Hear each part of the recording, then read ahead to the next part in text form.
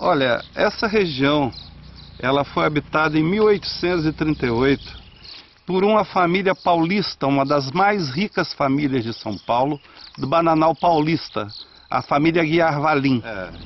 Então, quando eles chegam aqui, trouxeram muitos escravos de São Paulo e fundam a grande e famosa Fazenda do Castelo. Toda essa região aqui pertencia à Fazenda do Castelo, onde moravam os poderosos coronéis da família Aguiar e que foram donos de centenas de escravos nesta região.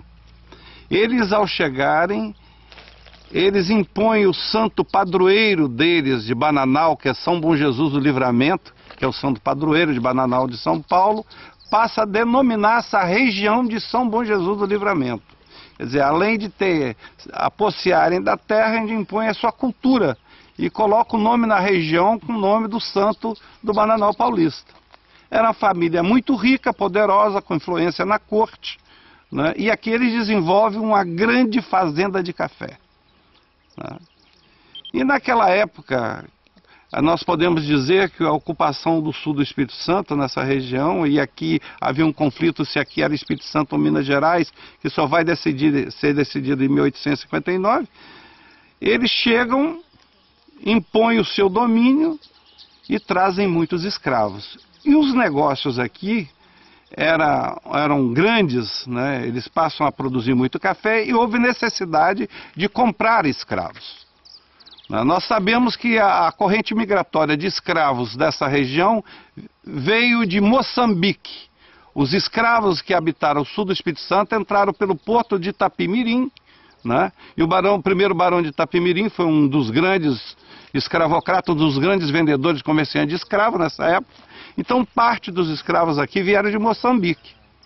Mas o negócio foi crescendo muito e a partir de 1850, com a proibição do tráfico negreiro, começou a compra de escravos de outras províncias.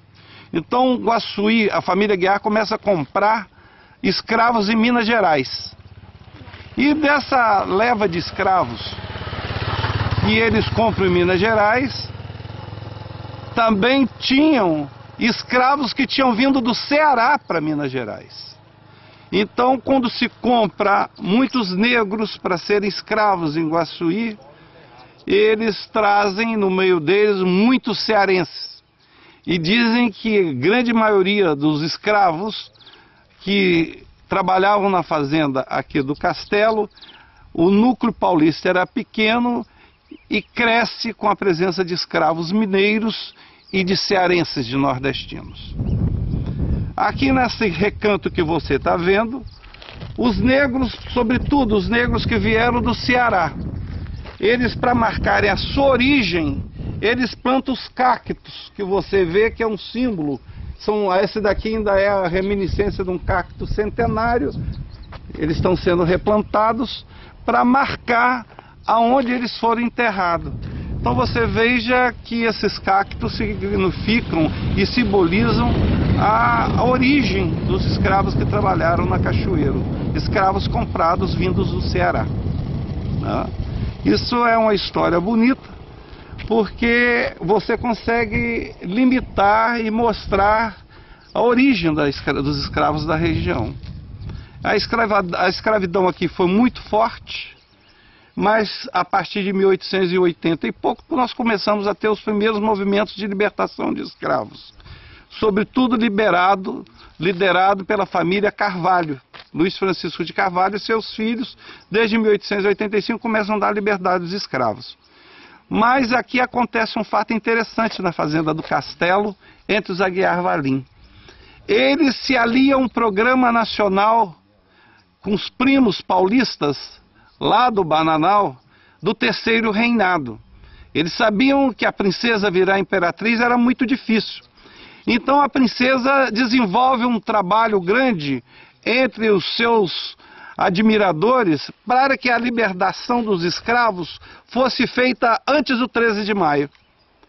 E aqui os comendadores, os futuros comendadores de Aguiar Valim, o Francisco Ourique de Aguiar e o João de Aguiar Valim, eles começam a campanha de abolição que culmina em 5 de abril de 1888, segundo o jornal Cachoeirano, Guaçuí foi a primeira freguesia do estado a abolir 100% a escravidão, antes da lei do 13 de maio. E isso daí vai logo em junho, em maio, a abolição, dia 13 de maio. Em junho, a princesa regente lhes dá o título de comendador. Os dois irmãos viram comendadores nomeados pela princesa Isabel. E a família Aguiar, com a abolição da escravidão, ela segue a mesma rotina da família dela lá de São Paulo. Ela começa a importar italianos para trabalharem em suas terras. Iguaçuí, ainda na década de 80, recebe 60 famílias de italianos que entraram pelo Porto de Santos, em São Paulo, e vieram formar o primeiro núcleo de italianos que vieram trabalhar na Fazenda do Castelo, trazido pela família Aguiar Valim. Nós somos um município onde a presença da cultura negra é muito forte, né? Você tem aí uma colonização italiana hoje muito grande, né? Boa parte da população branca de Iguaçuí descende de italianos, né? Foi muito presente, muitos mineiros vieram para cá, muitos fluminenses, mas a predominância racial em Iguaçuí é da raça negra. Eles foram realmente os homens que construíram a riqueza e a história dessa cidade com seus próprios braços. E o cemitério fica então parte da história deles, né? É o que sobrou, né? Aqui que durante alguns anos, até 1960, ainda as pessoas de baixa renda ainda enterravam aqui, e aí isso foi proibido e isso virou um patrimônio histórico da cidade, tombado por lei municipal e pertence hoje à propriedade cultural do Estado do Espírito Santo. Isso é a propriedade, né, de todo o povo capixaba e do povo brasileiro. É raro você ter um sítio histórico como esse, marcado. O mais imponente para mim são esses cactos que eles conseguiram deixar como marca da sua origem. Eles não tinham como marcar. Onde fomos